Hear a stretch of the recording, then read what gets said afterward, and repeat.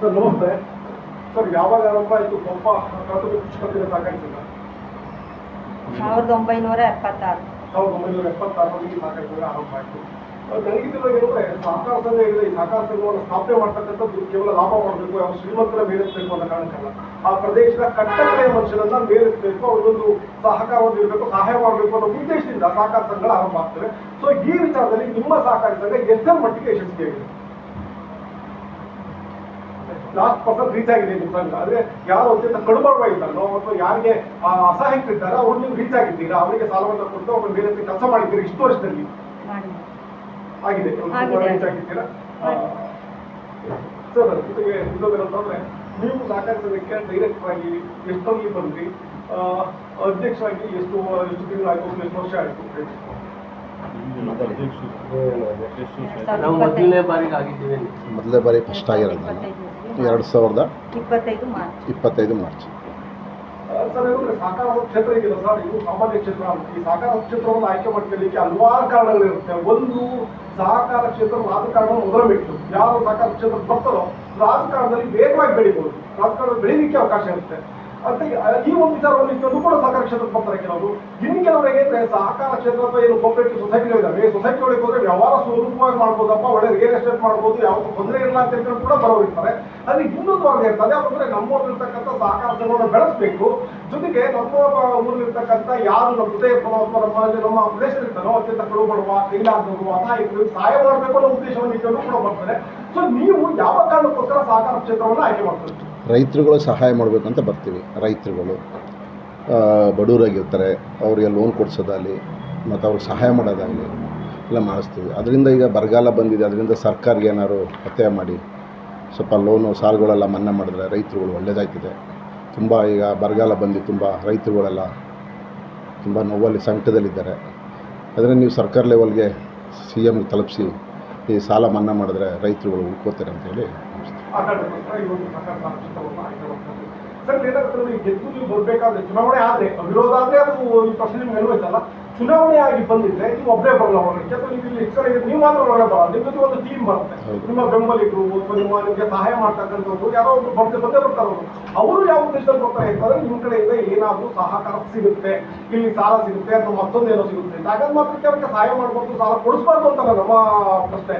ಇಲ್ಲಿ ಸಾಲ ಕೊಟ್ಟಂದ್ರೆ ಏನಾಗುತ್ತೆ ನೋಡಿ, CEO ಹತ್ರ ಹೋದಾಗ CEO ಕೇಳ್ತಾರೆ, ನೋಡಪ್ಪ ಬೈಲ ಪ್ರಕಾರ ಡಾಕ್ಯುಮೆಂಟ್ಸ್ ಬೇಕು, ಡಾಕ್ಯುಮೆಂಟ್ಸ್ ಕೊಟ್ಟರೆ ನಾನು ಸಾಲವನ್ನು ಕೊಡ್ತೀನಿ ಅಂತ. ಹಾಗಂತೇಳಿ CEO ಹತ್ರ ಫೈನಲ್ ಅಲ್ಲ, ನೀವು ಹೇಳಿದ ಮೇಲೆ CEO ಕೊಡ್ಬೇಕಾಗುತ್ತೆ, ಏನು ಮಾಡುವಾಗಿಲ್ಲ, ಅಸಹಾಯಕರಾಗ್ತಾರೆ ಇಲ್ಲಿ CEO. ನೀವು ಹೇಳಿ UTS ಮಾಡಿ ಸಾಲವನ್ನು ಕೊಡ್ಸಿದ್ರೆ ಅದ ಕಟ್ತನ ಅನ್ನೋದು ಪ್ರಶ್ನೆ. ಏನಾಗುತ್ತೆ ಅಂದ್ರೆ ನೋಡಿ, ಇಲ್ಲಿ ನಿಮ್ಮ ಹತ್ರ UTS ಮಾಡಿರ್ತಾರೆ, ಶಾಸಕರು ತಗೋತಾರೆ, ನಿಮ್ಮ ಮಂತ್ರಿ ತಗೋದ್ರೆ ಅವ್ರ ಹತ್ರ ಸಾಲ ವಸೂಲು ಮಾಡೋದು ಕಷ್ಟ. ಅಂತ ಸಂದರ್ಭದಲ್ಲಿ ನೀವು ಏನು ಸಾಲವನ್ನು ಹೇಳಿರ್ತೀರಿ, ನಿಮ್ಮ ಟೀಮಲ್ಲಿ ಏನು UTS ಮಾಡಿರ್ತೀರಾ, ನೀವು ಸಾಲ ವಸೂಲಾತಿಯಲ್ಲಿ ಯಾವ ರೀತಿ ಕ್ರಮವನ್ನು ವಹಿಸ್ತೀರಾ? ನೀವು ಜೊತೆಯಲ್ಲಿ ನಿಂತು ಸಾಲವನ್ನು ವಸೂಲು ಮಾಡ್ತೀರಾ, ಅಥವಾ ನಾನು ಹೇಳಿದ ತಕ್ಷಣ ನೀವು ಯಾಕೆ ಕೊಟ್ರಿ, ಡಾಕ್ಯುಮೆಂಟ್ ತಗೋಬೇಕಾಗಿತ್ತು, ಡಾಕ್ಯುಮೆಂಟ್ ತಗೋಬೇಡಿ ಕೇಳಿಲ್ಲ ಅನ್ನೋ ರೀತಿಯಲ್ಲಿ ಮಾತನಾಡ್ತೀರಾ? ಹೇಗಿರುತ್ತೆ ಅಂತವ್ರ ಹತ್ರ ಸಾಲ ವಸೂಲಾತಿ? ಈಗ ಸಾಲ ಕೊಟ್ಟಿರ್ತೀವಿ ಮತ್ತು ಸಾಲ ಎಲ್ಲ ಕಟ್ತಾರೆ, ಕೆಲವ್ರು ಕಟ್ಟಲಿಲ್ಲ ನೋಟಿಸ್ ಕೊಡ್ತೀವಿ, ನೋಟಿಸ್ ಮುಖಾಂತರ ಸಾಲ ವಸೂಲು ಮಾಡಿಸೋಕ್ಕೆ ವ್ಯವಸ್ಥೆ ಮಾಡ್ಕೊಡ್ತೀವಿ. ಸರ್ ಈಗ ಹೇಗಿದ್ರೆ ನೋಡಿ, ಇಲ್ಲಿ ಸಹಕಾರ ಸಂಘ ಅಧ್ಯಕ್ಷರೇ ಸಾಲವೇ ಪ್ರಮುಖ. ಇಲ್ಲಿ ನೀವು ಪ್ರಮುಖವಾಗಿ ರೈತರು ಬರ್ತಕ್ಕಂಥದ್ದೇ ಈ ಸಹಕಾರ ಸಂಘಗಳಲ್ಲಿ ಸಾಲ ಕೊಡ್ತಾರೆ ಅನ್ನೋ ಕಾರಣಕ್ಕೆ ಬರ್ತಾರೆ. ಸಾಲ ಕೊಟ್ಟ ಮೇಲೆ ವಸೂಲಾತಿ ಅಷ್ಟೇ ವೇಗವಾಗಿ ಆಗ್ಬೇಕು. ಈಗ ಸಾಲ ತಗೊಂಡು ವಾಪಸ್ ಸಾಲವನ್ನು ಕಟ್ಟಿಲ್ಲ ಅಂದ್ರೆ ಬ್ಯಾಂಕಲ್ಲಿ ಅಷ್ಟಕ್ಕೆ ಹೋಗುತ್ತೆ. ನಿಮ್ಮಲ್ಲಿ ಏನೆಲ್ಲ ಕ್ರಮವನ್ನು ಕೈಗೊಳ್ತಾರೆ? ಯಾಕಂದ್ರೆ ಮೊದಲ ರೀತಿಯಲ್ಲಿ ಈಗ ಸಾಲ ವಸೂಲು ಮಾಡ್ಲಿಕ್ಕೆ ಆಗಲ್ಲ, ಮೊದಲೆಲ್ಲ ಹೋಗಿ ಅರಾಜು ಮಾಡ್ತಿದ್ರು, ಏನೇನೋ ಮಾಡ್ತಿದ್ರು. ಬಟ್ ಈಗ ಅಷ್ಟು ಬೇಗ ನೀವು ಆಗಲ್ಲ, ಕೋರ್ಟ್ಗೆ ಹೋಗ್ಬೇಕು, ಮತ್ತೆ ಬೇರೆ ಬೇರೆ ಇರುತ್ತೆ.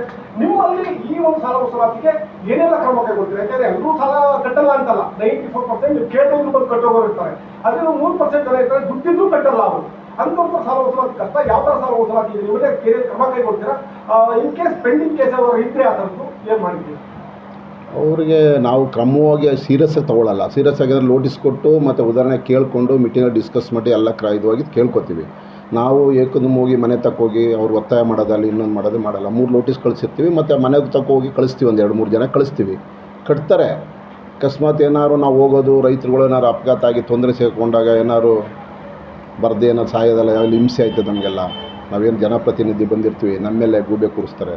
ಅದರಿಂದ ನಾವುಗಳು ಏನು ಮಾಡ್ತೀವಿ ಅಂತ ಹೇಳಿದ್ರೆ ಎಲ್ಲ ಅಡ್ಜಸ್ಟ್ ಮೇಲೆ ನಾವು ರೈತರುಗಳನ್ನ ನಾವು ಸದಸ್ಯರುಗಳು ಏನಿದ್ದೀವಿ ಬಾಡಿ ಅಡ್ಜಸ್ಟ್ ಮಾಡಿಕೊಂಡು ನಾವು ಹೋಗಿ ಇದು ಮಾಡ್ಕೊಂಡು ಹೋಗ್ತೇವೆ.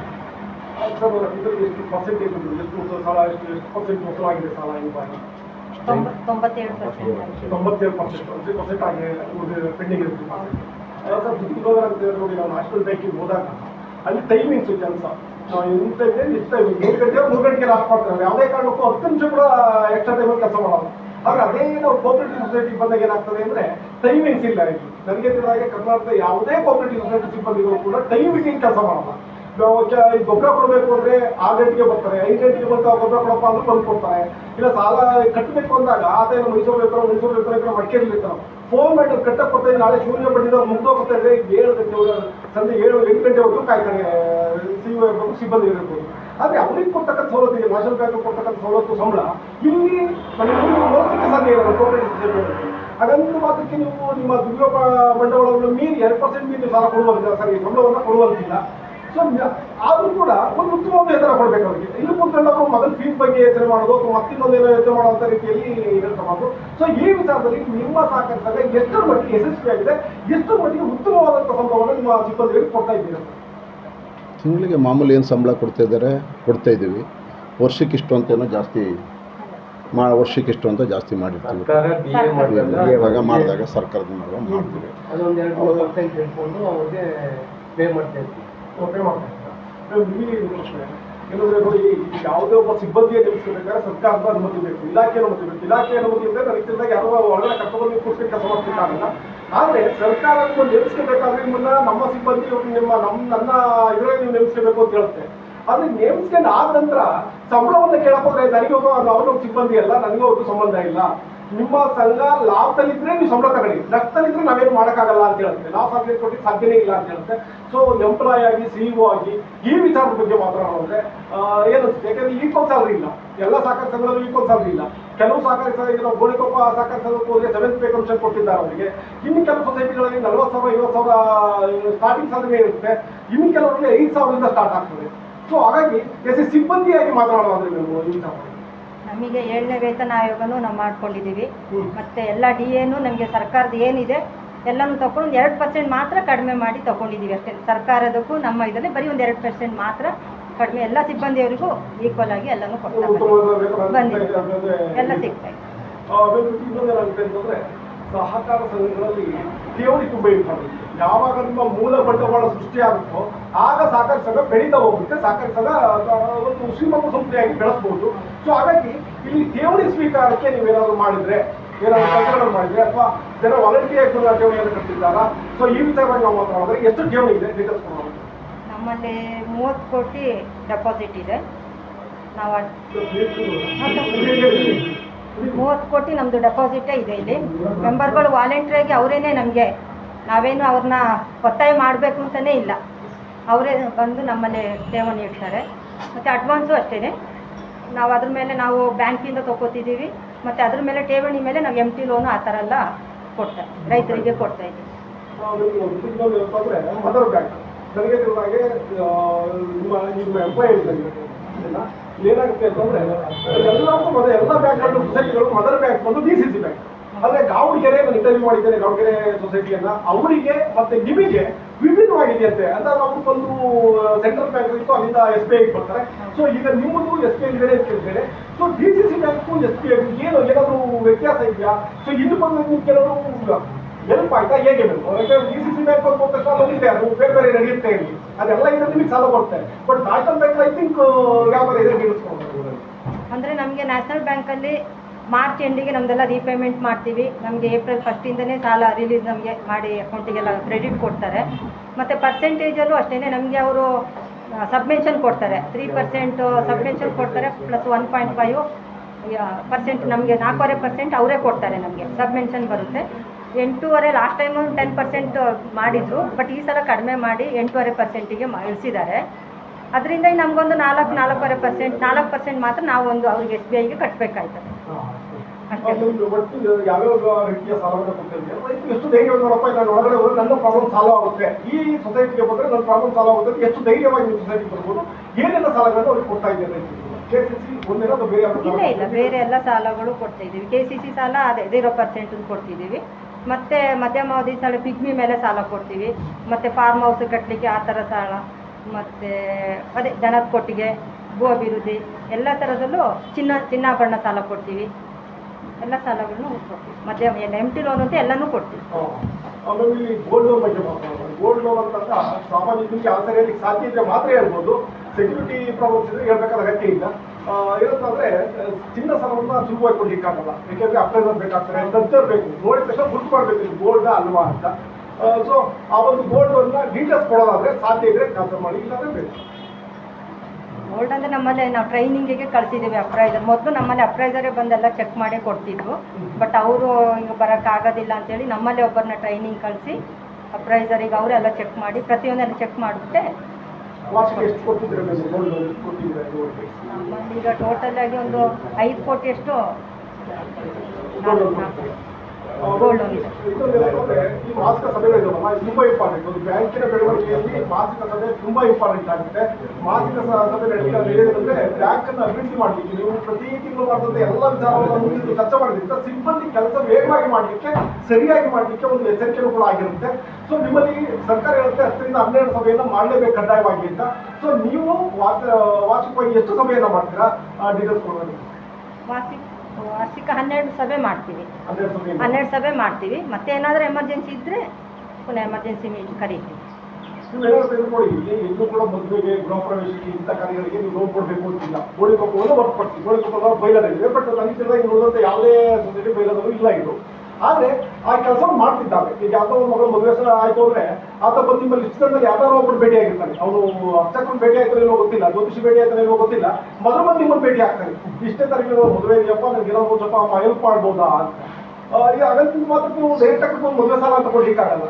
ಬೇರೆ ಯಾವ್ದಾದ್ರು ಒಂದು ರೀತಿಯಲ್ಲಿ ಕೊಡ್ಬೇಕಾಗುತ್ತೆ. ಇನ್ ಟೈಮಿಗೆ ಕೊಡ್ಬೇಕಾಗುತ್ತೆ ನೀವು ಕೊಟ್ಟರು ಕೂಡ. ಈಗ 10 ತಾರೀಕು ಮದುವೆ ಇದ್ರೆ 10 ತಾರೀಕು ಒಳಗೆ ಕೊಡಬೇಕು. 10 ತಾರೀಕು ದಾಟಿ ಕೊಟ್ಟರೆ ಅದು ನಮಗೆ ಉಪಯೋಗಿಸಲ್ಲ.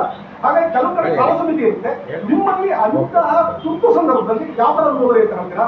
ಅಥವಾ ಸಿಇಒಗೆ ಅದನ್ನ ನೇರವಾಗಿ ಅನುಮೋದನೆ ಕೊಟ್ಟಿದ್ದಾರಾ? ಹೇಗಿದೆ ಆ ಥರದೆಲ್ಲ ಮದುವೆಗೆ ಅಂತೇಳಿ ಎಲ್ಲ ಆ ಥರ ಕೊಡ್ತೀವಿ. ಅಲ್ಲ, ಮದುವೆ ಅಂತ ಕೊಡಲ್ಲ, ಬಟ್ ಅದು ಬೇರೆ ಸಾಲ ಅಂತ ಬೇರೆ ನಾವು ಮದುವೆಗೆ ಅವ್ರಿಗೆ ಇವ್ರಿಗೆ ಸಾಲ ಕೊಡಬೇಕು ಅಂತ ಅಂದ್ರೆ ಒಂದು ಕ್ರಾಪ್ ಲೋನ್ ಅಂತ ಕೊಟ್ಟಿರ್ತೀವಿ, ಅಲ್ಪಾವಧಿ ಅನ್ನೋದು ಕೊಟ್ಟಿರ್ತೀವಿ.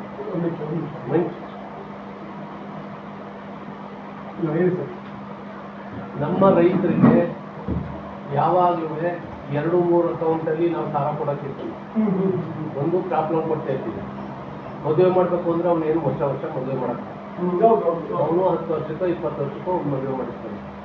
ಅವ್ರಿಗೆ ಒಂದು ಕಂತು ಲೋನ್ ಕೊಟ್ಟಿರ್ತೀವಿ. ಭೂಮಿ ಮಟ್ಟದ್ದು, ಬಟ್ಟೆ ಕಟ್ಟೋದು, ಇನ್ನೊಂದು ಯಾವ್ದಾದ್ರು ಒಂದು ಕೊಟ್ಟಿರ್ತೀವಿ. ನಮ್ಮ ರೈತರು ಭಾರಿ ಬುದ್ಧಿವಂತರಾದ್ರೆ ನಮ್ಮಲ್ಲಿ ದಟ್ರಿಲ್ಲ. 97% ವಸೂಲಿ ಆಗೋದು ಅಂತ ಅಂದರೆ ಅಷ್ಟು ಸುಲಭ ಖಂಡಿತ ನಮ್ಗೆ ಆಗಿರ್ತದೆ. ಅವರು ಅನಿವಾರ್ಯವಾಗಿ ಈಗ ನೀವು ಹೇಳ್ದಂಗೆ ಮದುವೆಗೋ ಮನೆ ಕಟ್ಟಕ್ಕೋ ಇನ್ನೊಂದು ಮಾಡಿದ್ರೆ ಮಾತ್ರ 3% ಲೆಸ್ ಆಗವ್ರೆ. ಇನ್ನೆಲ್ಲ ಪೂರ್ತಿ ನಮಗೆ ಏನೇ ಇದ್ರೂ ಈಗ ಹೇಳಿದ್ರು 5 ಕೋಟಿ ಚಿನ್ನ ಸಾಲ ಅಂತ ಅಂದ್ರು. ಮಾರ್ಚ್ 31ಕ್ಕೆ ಚಿನ್ನ ಎಲ್ಲ ತಗೊಂಡೋಗಿ ನಮ್ಮಲ್ಲೇ ಸ್ಪ್ರೆಡ್ ಮಾಡಿ ನೆಕ್ಸ್ಟ್ ಆ ಲೋನ್ ಆಯ್ತಿದ್ದಂಗೆ ಅದರಲ್ಲಿ ಅರ್ಧ ಏನು ಸ್ವಲ್ಪ ಸಾಲ ಇರೋದು ಮಡಗಿಟ್ಟು ಗುಡ್ಸ್ಕೊಟ್ಟು ತಗೊಂಡಿರ್ತಾರೆ. ಅಷ್ಟು ಸಹಕಾರ ಮಾಡ್ತಾರೆ. ಆ ಸಹಕಾರ ಇಲ್ಲದೆ ನಾವು ಇವತ್ತು ಸರ್ಕಾರ ಮಾಡಿರೋದ್ರಲ್ಲಿ ಅವರು ನೋಟಿಸು ಸಹಿತ ಇಲ್ಲಿವರೆಗೆ ಕೊಟ್ಟಿಲ್ಲ. ನಮ್ಮ ಸೊಸೈಟಿ ನೋಟಿಸ್ ಕೊಡದೇ ಅಷ್ಟು ಪ್ರಾಮಾಣಿಕತೆಯಿಂದ ನಮ್ಮ ರೈತರು ಇಲ್ಲಿವರೆಗೆ ಲೋನ್ ಕಟ್ಕೊಂಡು ಬರ್ತಾವೆ. ನಮ್ಮ ಸೊಸೈಟಿ ಸುಭಿಕ್ಷವಾಗಿ ನಡೀತಾವೆ. ಇನ್ನೊಂದು ಹೇಳಿದ್ರಿ, DCC ಬ್ಯಾಂಕು ನ್ಯಾಷನಲ್ ಬ್ಯಾಂಕು ವ್ಯತ್ಯಾಸ ಏನು ಅಂತ. DCC ಬ್ಯಾಂಕ್ ಹೋದರೂ ಯಾವುದೇ ಬೆಳೆನೂ ಬೆಳೆಯೋಕ್ಕಾಗಲ್ಲ. ಯಾಕೆ ಅಂತ ಕೇಳಿ ನೀವು. DCC ಬ್ಯಾಂಕಲ್ಲಿ ನಾವು ಮಾರ್ಚ್ 31ಕ್ಕೆ ಕ್ಲಿಯರ್, ಏಪ್ರಿಲ್ 15ಕ್ಕೆ ಕ್ಲೋಸ್. ಲೋನೇ 40 ಕೋಟಿ ಅಷ್ಟು ಲೋನು ಏಪ್ರಿಲ್ 40ಕ್ಕೆ ಕೊಟ್ಬಿಡ್ತೀವಿ ಕ್ಲಿಯರ್. DCC ಬ್ಯಾಂಕಲ್ಲಿ ಹಂಗಲ್ಲ. ಇಲ್ಲಿ ಅರ್ಜಿ ಕೊಡ್ಬೇಕು, ಅವರೊಂದು ಫೈಲ್ ಮಾಡ್ಬೇಕು. 1ನೇ ಬೇಕು, 2ನೇ ಬೇಕು, 3ನೇ ಬೇಕು, 4ನೇ ಬೇಕು ಅಂತ. ನಾವು ರೈತರಿಗೆ ಬೆಳೆಗೆ ಕೊಡ್ತೇ ಇಲ್ಲ, ಅವ್ರು ಬೆಳೆ ಸಾಲ ಕೊಡ್ತೇ ಇಲ್ಲ. ಅವ್ರು ಏನೋ ಕೊಡಬೇಕು ಲೋನ, ಅವರ ಟಾರ್ಗೆಟ್ ಮೀರಬೇಕು ಅನ್ನೋದಕ್ಕೋಸ್ಕರ DCC ಬ್ಯಾಂಕ್ ಮಾಡ್ತಾವೆ. ನಮ್ಮ ಬೇಜಾರು ಜನ ಕರೆದ್ರು DCC ಬ್ಯಾಂಕ್ ಬನ್ನಿ ಅಂತ. ನಮ್ಮ ಏರಿಯಾದಲ್ಲಿ ಏನು ಬೇಕು ಪ್ರತಿಯೊಬ್ಬ ರೈತರು ನಮ್ಗೆ ಇದೇ ಇರಲಿ ಅಂತ ತೀರ್ಮಾನ. ಏನು 31 ಕಟ್ತೀವಿ, ಏಪ್ರಿಲ್ 15 ಕ್ಲೋಸ್. ಆಮೇಲೆ 35 ರೈತರು ಈಗ ಮದುವೆ ಮಾಡೋಕ್ಕೆ ಮನೆ ಕಟ್ಟಕ್ಕೆ ಅಂತ ಹೇಳಿದ್ರಲ್ಲ, ಮದುವೆ ಮಾಡೋಕ್ಕೆ ಭಾರಿ ದಿಕ್ಕಿಂಸೆ ಅಂತ ನಾವೊಂದು ಪಿಗ್ಮಿ ಲೋನ್ ಮಾಡಿರ್ತೀವಿ. ಪಿಗ್ಮಿ ಲೋನ್ ಮಾಡಿದಾಗ ಅವರು ಕಟ್ಕೊಂಡು ಬರ್ತಾ ಇರ್ತಾರೆ. ಎಮರ್ಜೆನ್ಸಿ ನಾವು ಬೇರೆ ಲೋನ್ ಕೊಡೋಕ್ಕಾಗಲ್ಲ ಅಂತ ನೀವೇ ಹೇಳಿದ್ರಿ. ಆ ಕೊಡೋಕ್ಕಾಗದ ಕಾಲಕ್ಕೆ ನಾವೇನು ಮಾಡ್ತೀವಿ, ಒಂದು ಪಿಗ್ಮಿ ಇರ್ತೀವಿ, ಅವ್ನಿಗೇನಾದ್ರು ಒಂದು ಸಹಾಯ ಮಾಡಬೇಕು ಮದುವೆ ಅನ್ನೋದಾದ್ರೆ ಆ ಪಿಗ್ಮಿ ಮೇಲೆ ಎಷ್ಟಾಗಿರ್ತದೆ ಅದ್ರ ಡಬಲ್ ಲೋನ್ ಕೊಡ್ತೀವಿ. ಜೊತೆಗೆ ಇನ್ನೊಂದು, ಅವರು MT ಲೋನ್ ಅಂತ ತಗೊಂಡಿರಕ್ಕಲ್ಲ ಮದುವೆಗೆ ಅಂತ ಕೊಟ್ಟ 8 ದಿನಕ್ಕೆ ಅವ್ನು ಮದುವೆ ತೊಂದರೆ ಅಂತ ಅಂದ್ರೆ 8 ದಿನಕ್ಕೆ ಅವ್ನಿಗೆ ಲೋನ್ ಕೊಡ್ತೀವಿ. ಆ ಸೌಕರ್ಯ ಎಲ್ಲ ನಮಗೆ ಭಾರಿ ಚೆನ್ನಾಗಿ. ನಮ್ಮ ಸ್ಟಾಫು ಒಳ್ಳೆ ಕೆಲಸ ಮಾಡ್ತಾರೆ. 5 ರೂಪಾಯಿ ಕರಪ್ಷನ್ ಇಲ್ಲದೆ ನಮ್ಮ ಸೊಸೈಟಿ ನಡೀತಾ ಇದೆ. DCC ಬ್ಯಾಂಕ್ ಬಂದರೆ ಕೆಳಮಟ್ಟದಿಂದ ಮೇಲ್ಮಟ್ಟದಿಂದ ಮೇಲ್ಮಟ್ಟಕ್ಕೆ ಹೋಗೋವರೆಗೂ ಅದಕ್ಕೆ ಟ್ಯಾಕ್ಸ್ ಇಲ್ದೇ ಪೈಪ್ ಬರಕ್ಕಲ್ಲ. ಹೌದು, ನೀವೇ ಯೋಚನೆ ಮಾಡ್ಕೊಳ್ಳಿ. ನಾನು GT ದೇವೇಗೌಡನ ಜೊತೆಲೂ ಇದ್ದೇನೆ. DCC ಬ್ಯಾಂಕಿಗೂ ಈ ಬ್ಯಾಂಕಿಗೂ ಇರೋ ವ್ಯತ್ಯಾಸ ಇಷ್ಟೇ. ನಮ್ಮಲ್ಲಿ ರೈತರಿಗೆ ಏನು ಅಂತ ಅಂದರೆ ಯಾವುದೇ ಎಲ್ಲ ಬ್ಯಾಂಕ್ ಬಿಟ್ಟಿದ್ರು ಅವ್ರಿಗೆಲ್ಲ 7-10% ತಗೊಂಡು ಕ್ರಾಪ್ ಲೋನ್ ಕೊಟ್ಟಿದ್ರು. ನಮ್ಮ ಪ್ರತಿಯೊಂದು 34 ಹಳ್ಳಿ ಅವೆ. 34 ಹಳ್ಳಿ ನಮ್ಮ ಸೊಸೈಟಿ ಸೇರಿರೋದ್ರಿಂದ ಆ 34 ಹಳ್ಳಿಯವೇ ಬ್ಯಾಂಕ್ ಬಿಟ್ಬಿಟ್ಟವೆ. ಕೊಟ್ಟಿದ್ದಾರೆ. ಈ ಸೊಸೈಟಿ ನಡೀತದೆ ಅಂತ ಈ ಬ್ರಾಂಚದಲ್ಲಿ ಏನು ನಮ್ಮ ಬ್ಯಾಂಕಲ್ಲಿ ಲೋನ್ ಕೊಡ್ತಾವೆ ಅಷ್ಟು ಲೋನ್ ನಾವೇ ಕೊಡ್ತಿದ್ವಿ. ಈಗ ಇದು ಕ್ರಾಪ್ ಲೋನ್ ಎಷ್ಟು ಕೊಟ್ಟಿದ್ದೀನೋ 32 ಕೋಟಿ. ಕೆಲವು ಬ್ಯಾಂಕ್ಗಳಲ್ಲಿ 5 ಕೋಟಿ ಕೊಡಕ್ಕೆ ಹೊರಡ್ತಾರೆ. ಇಡೀ ಹಳ್ಳಿ ಒಳಗೆ ಟೋಟಲಿ 32 ಕೋಟಿ. ಅದ್ರ ಮೇಲೆ MT ಲೋನು, ಅದ್ರ ಮೇಲೆ ಚಿನ್ನದ ಲೋನು ಅಂತ ಅಂದ್ರೆ ನಮ್ಗೆ ಯಾವಾಗಲೂ ಬೇರೆ ಬರಕ್ಕಲ್ಲ. ಈ ನೀವು ಹೆಂಗೆ ವಸೂಲಿ ಮಾಡ್ತೀರಿ ಅಂತ ಕೇಳೋದಲ್ಲ, ನೋಟಿಸ್ ಕೊಟ್ಟು ವಸೂಲಿ ಮಾಡ್ತಿರೋ ಹಂಗೆ ನಾವು ಇಲ್ಲಿವರೆಗೆ ನೋಟಿಸ್ ಕೊಟ್ಟಿಲ್ಲ. ಪ್ರತಿ ಒಂದು ಹಳ್ಳಿಲೂ ಆ ಊರ್ನ ಸೂರಿಟಿದಾರನ್ನು ತಗೋತೀವಿ. ಸೂರಿಟಿ ತಗೋತೀವಿ, ಅದೇ ನಮ್ಗೆ ನೋಟಿಸು. ನಿಮ್ಮ ಲೋನು ಡ್ಯೂ ಆಗಿದ್ದಾಗ ನೋಡಪ್ಪ ನಿಮ್ಮ ಲೋನ್ ಡ್ಯೂ ಆಗದೆ ನನ್ನಿಂದ ನನ್ಗೆ ಲೋನ್ ಕೊಡ್ತೇ ಇಲ್ಲ, ನೀವೇ ಕಟ್ಟು ಅಂತ ಅವನೇ ನೋಟಿಸು ನಮಗೆ. ಸರ್ಕಾರದ ನೋಟಿಸು, ಸಂಘದ ನೋಟಿಸ್ ಕೊಡ್ತಾ ಇಲ್ಲ, ನಮಗೆ ಸೂರಿಟಿದಾರನೇ ನೋಟಿಸ್. ಅದರಿಂದ ನಮ್ಮ ಸೊಸೈಟಿ ಭಾರಿ ನೆಮ್ಮದಿಯ ನಡೀತಾ ಇದೆ. ಈಗ ಏನು ಹೇಳಿದ್ರಿ ಅಂಥದ್ದೆಲ್ಲ ಸಣ್ಣ ಪುಟ್ಟವಕ್ಕೆ ನೀವು ಮದುವೆ ಮಾಡೋಕ್ಕೆ ಇಲ್ಲ ಅವ್ನು ಕಷ್ಟ ಒಂದು ಆಸ್ಪತ್ರೆ ಅಂದರೆ ಹೇಳುವಲ್ಲ. ಈಗ ಒಂದು ಪಿಗ್ಮಿ ಮಾಡಿರ್ತೀವಿ, ಅದಕ್ಕೆ ಯಾಕೆ ಕಟ್ಟಿರ್ತಾರೆ ಅದಕ್ಕೆ ಮಾಡ್ತೀವಿ. ಈ ಕ್ರಾಪ್ ಲೋನು ಒಂದು ಬಿಟ್ಟಿರ್ತಾರೆ, ಒಂದು MT ಲೋನ್ ಮಾಡ್ಕೊಪ್ಪ ಅರ್ಜೆಂಟ್ಲಿ, ಇನ್ನು ಪ್ರಾಣ ಉಳಿಸ್ಕೋಬೇಕು ಅಂತಂದರೆ ಅರ್ಜೆಂಟ್ ಒಂದು MT ಲೋನ್ ಮಾಡಿಕೊಡಿ ಅಂತ ಇಲ್ಲಿರೋ ಎಲ್ಲ ಹೇಳಿರ್ತೀವಿ, ಮಾಡ್ಕೊಟ್ಬಿಡಿ ಅವ್ರಿಗೆ. ಅದರಿಂದ ಯಾವ್ಯಾವ ಥರ ಹೆಲ್ಪ್ ಆಗಬೇಕು ಎಲ್ಲ ಥರ ಹೆಲ್ಪ್ ಆಗ್ತದೆ. ಗೊಬ್ಬರ ಕಾಲಕ್ಕೆ ತಂದುಕೊಡ್ತೀವಿ. ಕೆಲವರು ನಮ್ಮವ್ರನ್ನೇ ನಿಲ್ಸ್ಕೊಳ್ಕೊತಾರೆ. ನಾವು ಈ ಒಂದು 50 ಲಕ್ಷದ ಗೊಬ್ಬರ ತರಿಸಿದ್ದ, ಆದರೂ ಗೊಬ್ಬರ ಈಗ ಸೇಲ್ ಮಾಡ್ಕೊಂಡಾಗ ರೇಟ್ ಜಾಸ್ತಿ ಆಯಿತು. ಬೇರೆ ಅವರಲ್ಲ, ಅವರೆಲ್ಲ ಏನು ಮಾಡೋದು ಗೊತ್ತಾ, ನಾವೊಂದು 200 ರೂಪಾಯಿ ಜಾಸ್ತಿ ತಗೊಂಡು ನಮ್ಮ ಸಂಘ ತಗೊಳ್ಳೋದೆ ಅಂತ ಅದು ಬಿಡಲಿಲ್ಲ. ನಾವು ಅದು ಬೇಡಿ ಕೊಡಿ ಅಂದು. ಆ ಥರ ಸ್ಟ್ರಿಕ್ಟಾಗಿ ನಮ್ಮ ಸೊಸೈಟಿ ನಡೀತಾ ಇದೆ. ಇಷ್ಟು ನಮ್ಮ ಸೊಸೈಟಿ ವ್ಯವಹಾರ ಆಗಿದೆ. ಸರ್ ಏನಾಗಿದೆ ಅಂದರೆ ನಮ್ಮ ಸೊಸೈಟಿ ಅಂದರೆ ಸಾಲ ಮಟ್ಟ ತಗೋಬೇಕಾದ್ರೆ ಸಾಮಾನ್ಯವಾಗಿ ಏನಾಗುತ್ತೆ, ಸಾಮಾನ್ಯರಿಗೆ ದಾಖಲಾತಿಗಳು ಇಟ್ಟ ಸಾಮಾನ್ಯ ಯಾರೇ ಬಂದು ರೈತ ಬಂದಿದ್ರು ಡಾಕ್ಯುಮೆಂಟ್ ಕಂಟ್ರಿ ಇದೆಲ್ಲ ಡಾಕ್ಯುಮೆಂಟ್ಸ್ ಇದೆಯಪ್ಪ, ಇಷ್ಟು ತಂದು ಕೊಟ್ಟರೆ ನಾನು ನಿಮಗೆ ಸಾಲವನ್ನು ಕೊಡ್ತೀನಿ, ಆ ನಂತರ ಏನು ಜಾಮೀನು ಇದೆ ಇದೆಲ್ಲ ಕೊಡ್ಸಿದ್ರೆ ಮಾತ್ರ ಸಾಲವನ್ನು ಕೊಡ್ತೀನಿ ಅಂತ. ಆದರೆ ಆಡಳಿತ ಮಂಡಳಿ, ನಿಮ್ಮ ಆಡಳಿತ ಮಂಡಳಿ ಎಷ್ಟು ಜನ ಏನಿದ್ದಾರೆ, ಇವ್ರು ಬಂದಾಗ ಇವ್ರ ಹತ್ರ ಏನು ದಾಖಲಾತಿ ತಗೊಳ್ತೀರಾ, ಅಥವಾ ಈಕ್ವಲ್ ಆಗಿರುತ್ತಾ, ಇವ್ರು ಏನೇನು ಡಾಕ್ಯುಮೆಂಟ್ ಕೊಡ್ಬೇಕು? ಯಾಕಂದ್ರೆ ಈ ಸಾಲವನ್ನು ತಗೊಬರ್ಬೋದಿಲ್ಲ, ಬಟ್ ನಿಮ್ಮ ನ್ಯಾಷನಲ್ ಬ್ಯಾಂಕ್ ಆಗಿರೋದ್ರಿಂದ ಐ ಥಿಂಕ್ ವ್ಯತ್ಯಾಸ ಇರುತ್ತೆ ಅಂತ ನಾನು ಕೇಳಿದ್ದೀನಿ. ಕೆಲವು ನ್ಯಾಷನಲ್ ಬ್ಯಾಂಕ್ ಇದ್ದಾಗ ನೀವು ರೈತರು ಸಾಲ ತಗೋಬಾರ್ದು ಅಂತ ಹೇಳ್ತಾರೆ, ಸಿಟಿ ಕೋಪರೇಟಿವ್ ಬ್ಯಾಂಕ್ ಎಲ್ಲ ಹೋದಾಗ ಸಾಲ ತಗೋಬಾರ್ದು, RBI ರೂಲ್ಸ್ ಬರುತ್ತೆ ಅವರಿಗೆ. ಸೊ ನಿಮ್ಮಲ್ಲಿ ಹೇಗಿದೆ, ಯಾವ ಥರ ಎಲ್ಲ ಡೀಟೇಲ್ಸ್ ಕೊಡಬೇಕು ಸರ್? ಎಲ್ರಿಗೂ ಒಂದೇ ಥರದೇ ನಮ್ಮಲ್ಲಿ ಡಾಕ್ಯುಮೆಂಟ್ಸ್ ಎಲ್ರಿಗೂ ಒಂದೇ ಥರ. ಅಂದರೆ ಈಗ RTC ಇರುತ್ತೆ ಅಥವಾ ಮಾರ್ಟ್ಗೇಜು ಯಾವುದಿದೆ ಎಲ್ಲನೂ ಆಡಳಿತ ಮಂಡಳಿಯವರಿಗಾದ್ರೂ ಅಷ್ಟೇ, ಮೆಂಬರ್ಗಳು ಸದಸ್ಯರಿಗಾದರೂ ಅಷ್ಟೇ, ಎಲ್ಲರೂ ಕರೆಕ್ಟಾಗಿ ಎಲ್ಲ ಡಾಕ್ಯುಮೆಂಟ್ಸ್ ತಗೊಂಡೇ ಸಾಲ ಕೊಡೋದು, ಬೇರೆ ಆ ಥರದಲ್ಲಿ ಏನಿಲ್ಲ. ಸಾಮಾನ್ಯ ದಾಖಲೆ ಕೊಟ್ಟರು ಅದೇ ದಾಖಲಾತಿ ಎಲ್ರಿಗೂ ಒಂದೇ ಥರ ಒಂದೇ ಇದೆ. ಕಾನೂನುಬದ್ಧವಾಗಿ ಏನಿರ್ತದೆ ಅದೇ ಡಾಕ್ಯುಮೆಂಟ್ ಕೊಡಬೇಕು. ನಮ್ಮಲ್ಲಿ ಯಾವುದೇ ಲೋನ್ ಕೊಡ್ಬೇಕಾದ್ರೆ ನಾವು ಈ ಸದಸ್ಯರು ಏನಿದ್ದೀವಿ ಯಾರೂ ಹೇಳಕ್ ಬರಕಲ್ಲ. ನಮ್ಮಲ್ಲಿ ಅಷ್ಟು ಸ್ಟಾಫು ಅಷ್ಟು ಸ್ಟ್ರಿಕ್ಟ್ ಆಗಿ ಮಾಡ್ಕೊಂಡು ಹೋಗ್ತಾರೆ. ಬರ್ತಾರೆ, ಅವ್ರಿಗೆ ಕೇಳ್ತಾರೆ, ಏನೋ ಸಣ್ಣ ಪುಟ್ಟ ಒಂದೋ ಎರಡೋ ವ್ಯತ್ಯಾಸ ಇದ್ದಾಗ ನಾವು ಕೇಳ್ತಾರೆ, ನೋಡಿ ಹಿಂಗೆ ಅದೇ ಇದಕ್ಕೆ ಸರಿಯಾದ ರೀತಿ ಮಾಹಿತಿ ತಗೊಂಡು ಕೊಡವ ಅಂತ. ಅಷ್ಟು ಏನು ತೊಂದರೆ, ಯಾವ ಥರದಲ್ಲೂ ತೊಂದರೆ ಇಲ್ಲ. ರೈತರುಗಳಿಗೂ ನಮ್ಮ ಸೊಸೈಟಿ ಬಿಟ್ಟು ಯಾರು ಏನು ಬೇರೆ ಕಡೆ ಹೋಗುವಂಥ ಯಾರೂ ಜನ ಇಲ್ಲ. ಅದರಿಂದ ನಮ್ಮ ಸ್ಟಾಫು ಅಷ್ಟೇ ಎಷ್ಟು ಹೇಳ್ತೀವಿ ಅಷ್ಟು ಕೆಲಸ ಮಾಡ್ಕೊಂಡು ಹೋಗ್ತಾವೆ. ಮೀಟಿಂಗ್ನಲ್ಲಿ ಇವತ್ತು ನೀವು ಬಂದಿರೋದು ಲೇಟ್ ಆಗಿದ್ದು ಅರ್ಧ ಗಂಟೆ ಮೇಲೆ ನಾವು ಮೀಟಿಂಗ್ ಮಾಡೋಕ್ಕಿಲ್ಲ. ಅಲ್ಲಿ ಏನು ವ್ಯವಹಾರನೇ ಅಷ್ಟು ನೆಟ್ಟು ಇರ್ತದೆ ನಮಗೆ.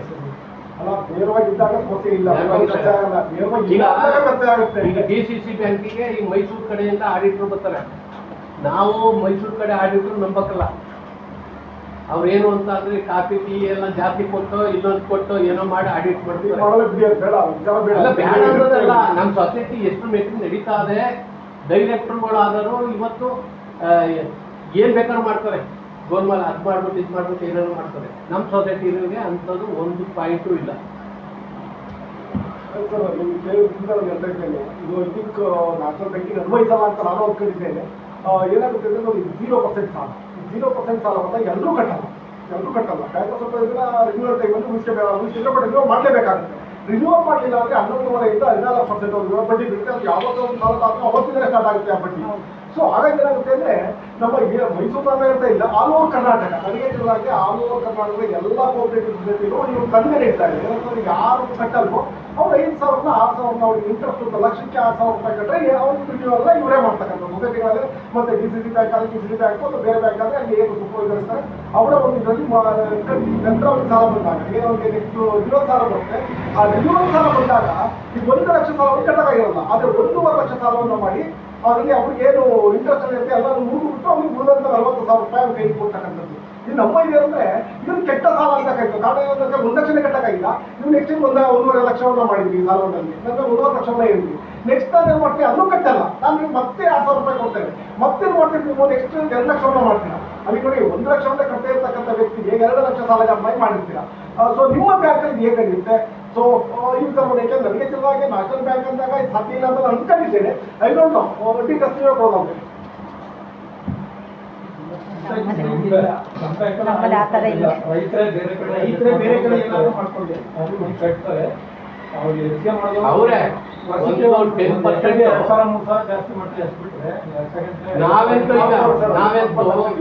ನಾವು ಫುಲ್ ರಿನ್ಯೂವಲ್ ಮಾಡೋ ವ್ಯವಹಾರನೇ ಇಲ್ಲ ನಮ್ಮಲ್ಲಿ. ಸಾಲ ಕಟ್ಟಲೇಬೇಕು, ಅದು ಮಧ್ಯ ಇನ್ನೊಂದು ಸೊಸೈಟಿ ಇದ್ದಂಗೆ, ಮಧ್ಯವರ್ತಿಗಳು ಇನ್ನೊಂದು ಸೊಸೈಟಿ ಇದ್ದಂಗೆ 5,000 ಇಟ್ಕೊಂಡು 1 ಲಕ್ಷ ಕೊಡೋದು, 15 ನಿಮ್ಗೆ ತಗೊಳ್ಳೋದು, ಆ ವ್ಯವಹಾರ ನಮ್ಮಲ್ಲಿ ಅದೇ ಒಂದು 10%. ಎಲ್ಲ ಹೊರಗಡೆ ಮಾಡ್ಕೊಂಡು ಇಲ್ಲಿ ಅಂತೂ ಯಾರು 5,000 ತಗೊಂಡು ನಮ್ಮ ಸೊಸೈಟಿಗಳಿಗೆ ಇಲ್ಲಿವರೆಗೆ ಅವ್ರು ಕ್ಲೋಸ್ ಮಾಡಿ ಕೊಡಿ ಅನ್ನೋದು ಇಲ್ಲ. ಇನ್ನು ಏನು ಈಗ 30 ಈ ಒಂದು 3% ಉಳ್ಕೊಳ್ಳೋದೇನು. ಆ ರೈತರು ಏನ್ ಮಾಡ್ತಾರೆ ಗೊತ್ತಾ, ಅವ್ನ ಕಷ್ಟ ಏನೋ ಇದ್ದು ತೆಗಿ ಮುಟ್ಬಿಡ್ತಾರೆ.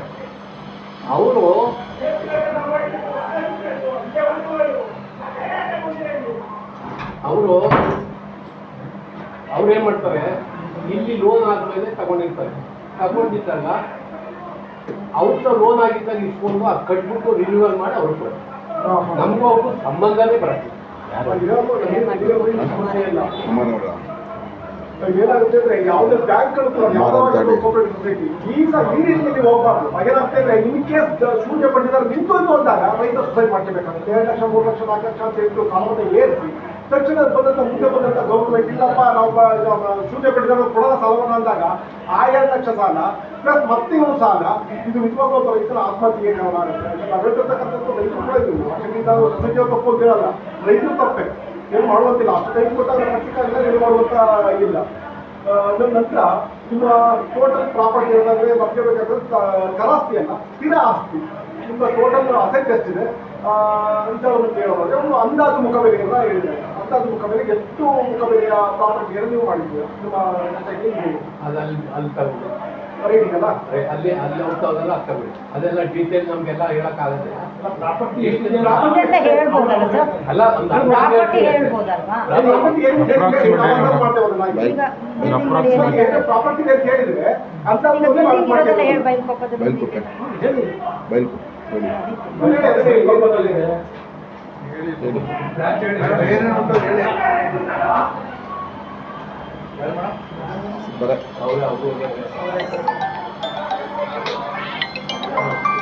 ಸರ್ ಹೇಳಿ ಸರ್, ಬಿಲ್ಡಿಂಗ್ ಇರೋದು ಕೊಪ್ಪ, ದೊಡ್ಡಕಂಬಳ್ಳಿ, ಬೈಕೊಪ್ಪ. ದೊಡ್ಡಕಂಬಳ್ಳಿಲಿ ಹೆಚ್ಚು ಕಮ್ಮಿ ಒಂದು 3 ಕೋಟಿಯಷ್ಟು ಆಸ್ತಿ ನಮ್ಮದು ಸ್ಥಿರ ಆಸ್ತಿ ಅದು.